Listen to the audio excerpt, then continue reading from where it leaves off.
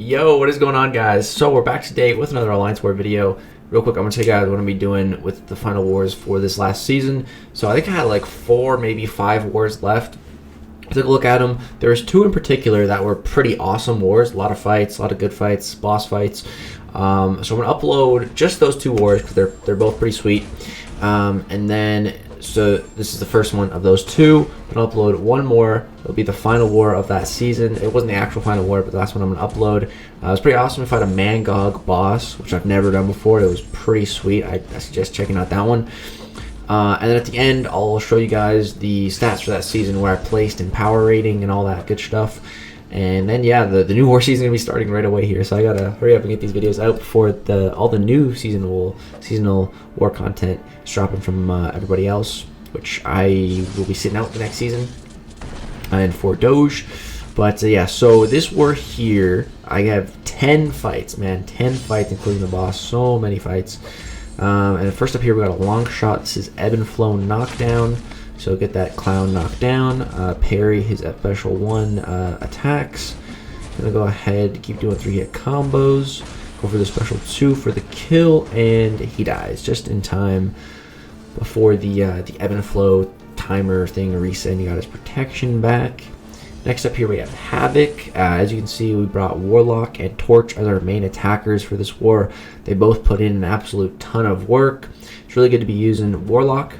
And, well, it's been out for a while, so if you guys missed it, well, we duped Warlock after the Mythic run from our Nexus Crystal.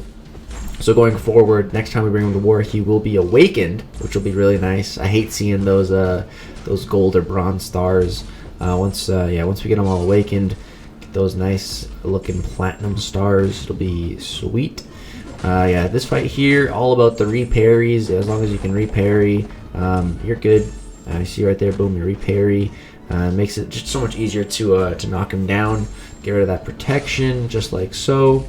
We get the Fury, and you gotta be careful on his heavy attacks while he's unstoppable. You don't want to run into that. I think it's called Heavy Hitter. It can be a bit of a nasty node. You see Havok's placed here a lot. Iron Man Infinity War, especially Iron Man Infinity War. His heavy is terrible. Which, speaking of Iron Man Infinity War, here we go. I think does this one have Heavy Hitter as well? I'm not sure. It does. It does indeed. That's why he's placed here. You know, he's really quick to throw those heavy attacks, which in a normal fight circumstance, that's great. You know, you want him to throw those heavy attacks just to get the opening, but not here. Not here, because he just goes passively unstoppable, and there's really nothing you can do. So if the AI is really bad and he just kept doing that the entire fight, I'd probably be screwed. I mean, I guess I'd have to just start intercepting, because I'm trying to just reparry, which what we just did right there. But the AI has to be willing to throw the correct attack, which, you know, there's only 3 types of attacks the AI can throw: medium, light, or heavy. And it has to be, I don't know if it's a light that I can reparry. I don't know. It might be I might be able to parry his second medium. I'm not sure. I think so. But yeah, if he just goes medium, which is parry stunnable, into heavies, yeah, there's not a whole lot I can do. You know, that's just, I'm at the AI's mercy. As you can see, parrying the special ones there, kind of slick. Before, I could actually, fun fact, I used to only parry the first hit of a special one when I was doing Abyss practice against him to try to solo him. And then I was watching Brian. I don't know if he was doing Abyss or something. I don't know. It might have been Abyss. I don't think it was. It might have been. But I was like, oh yeah, and you want to try to parry, you know, the first projectile on Iron Man special one. And he's like, why don't I just parry both? And I was like, I mean, I don't, but if you can, sure. And then I saw Brian do it. I'm like, huh. I'm like, okay, I guess it is possible. I guess I never even tried. So then I started practicing the parrying both projectiles on special one. And now, yeah, it's not too hard. I was doing it pretty much every time on that fight. Brian taught me something. I was trying to teach him. He ended up teaching me. So yeah, first part of the war, all good. Did not die yet. At this point in the season, I'm also at 1 death. It was to... Who was it to? It was to a Mcoc boss with Falcon at this point in the season. So only 1. You know, if I can finish the season with only 1 death, it wouldn't be too bad. So next up here we have Mojo on Mixmaster. We're going to be going in with Human Torch. And I think I placed guidance, or someone did. I think I did. So yeah, I can just freely parry stun him. It makes this fight a bajillion times easier, and yeah, really takes all the worry out of the fight, except if you do that like an idiot. He can still evade with Mixmaster, and anytime Mojo has any type of evade, it's treated as an astral evade, and you get that degen, which is annoying, very annoying. So yeah, here I don't want to get evaded again, so I'm just waiting it out. I don't remember what my last combo attack was. I try to mix it up with mediums and lights so that I just never get evaded. But you know, sometimes you with the guidance, you're like, oh, you kind of treat it like a normal fight and just kind of forget to do that. But yeah, I could have thrown my special 2. I guess he would have been stunned. Looks like I ended up going for the old special 3, which should still get the job done. It might not kill him, but he'll die like right after due to all the Nova Flame damage that he should be taking. And yeah, there goes Mojo. So yeah, very easy fight with Magneto's guidance. That's why he's just such a good character, man. He can just turn really hard fights into boom, just easy cakewalk of a fight. Next up here we have Professor X on EMP modification. So every time that I dex, he's going to gain a passive shock charge, and then whenever he uses specials, all those shocks will be passed to me, and there'll be passive shock effects that will deal a lot of damage. So the more buffs you have, the more of those shock passives you have to worry about. So, you know, normally it's a good idea to send a shock immune here. Since it's Professor X, though, they just sent me with Torch, since he's such a good hard counter to Professor X. And I'm just trying to not use the Dexterity Mastery in this fight. So far, haven't used it a single time, and he drops. No dexing. So we played that fight pretty much textbook. I was a little bit worried about that one, and I wanted to save Flamon specifically. I actually remember this war when it was being planned. I was originally scheduled for that Emma Frost up there with Human Torch, and my pre-fight was supposed to go there. But I was like, I'm pretty worried about that Professor X. I think I'd rather use pre-fight there and then just use Warlock for that Emma Frost instead. And Tater was like, okay. So that's what I ended up doing. So we got 3 Warlock fights in a row here on this path. It's I pretty much am just not really going to be using special attacks, which is fine. It's just going to be a bit of longer fights, trying to not get hit, try not to play dumb, you know, that sort of thing. So yeah, I've got them infected, but you see I keep getting those suppressions, which is due to not throwing special attacks and resetting my combo hits, because you're only allowed a certain amount of hits with mediums, lights, and heavy attacks. And once you run out, for this note in particular, in section 1, the enemy gets fury buffs. On this one, you get suppression effects, which lowers the amount of power that you gain, and it can go into the negatives, so eventually your power just starts getting drained. See, I'm over 30 of them, so yeah, I'm just never gaining even a fraction of power, which is fine. It doesn't matter. I don't need power. It's just, this fight's just a bit of a slog. Right there, I actually triggered protection, but because we are also XL and we knocked him down, I think that took off the protection, and right there it just happened again. Gulk here tries to trigger his regeneration passive, but we say, oh, no, no, no, you are infected, my friend. You are not allowed to regen. And yeah, that's it. Just a bit of a, try to hit him a whole bunch, 78 hits, but yeah, good fight. And then next up here we have a Void, which I was, you know, slightly worried about. This is a beefy rank 3 Void. Just don't want to screw up, you know.